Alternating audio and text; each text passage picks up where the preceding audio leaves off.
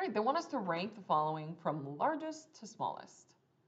Okay, so in order to determine what number is bigger or smaller, they all need to be in the same base. It's just like with if I had different unit of measure, like let's say I was gonna say, okay, compare, from largest to smallest, the length, and I gave you like 312 inches and 15 feet and 7 yards. You really need to get them all in the same unit of measure to be able to determine which one is like larger and smaller. So same idea here. In order to determine which number is bigger or smaller or whatever, I need them all to be in the same base. Now, since we all know and love decimal, that one is the one that obviously we want to keep. So we're going to go ahead and keep decimal 70. We know what that number is. Like we've used decimal our whole life, so we know that 70 means 70. That makes sense to us. However, binary we're not used to. So we need to convert the binary to the decimal version of that binary number.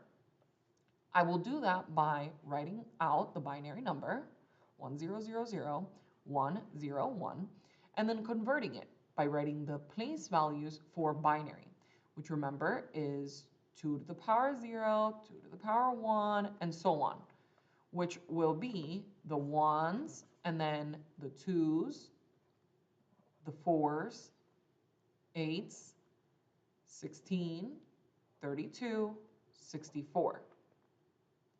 The zeros will end up multiplying the zeros, so they don't really matter in the binary.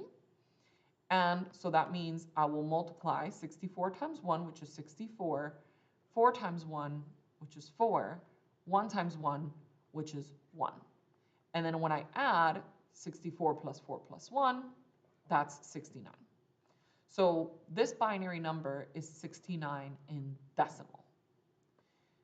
Now, I'm not yet done because, of course, in order to determine all of them, I have to convert all of them to decimal. So I need to convert that hexadecimal to decimal. So I will take the hexadecimal number, which is just 40, and I will write the place values for hexadecimal, which is base 16. So my first place is 16 to the power 0, then the next one is 16 to the power 1, and that's all we have, but we would continue so on, right? So the first place is the 1's place, and then the next place is the 16's place. So I will multiply 16 times 4, which is 64, and then plus 1 times 0, but that's just 0. So this is 64. And I can confirm just to make sure 16 times 4, 4 times 6 is 24, and then 4 times 1 is 4, plus 2 is 6. So yes, that is 64. So this third hexadecimal number is the decimal 64. So now we can see that the largest one is actually the decimal 70. So 2 is the largest. Then we see the next largest would be 69, which is the binary number, number 1. And then the third smallest value will be this decimal, which is the hexadecimal, the decimal 64, which is the hexadecimal number, which is number 3. So the answer is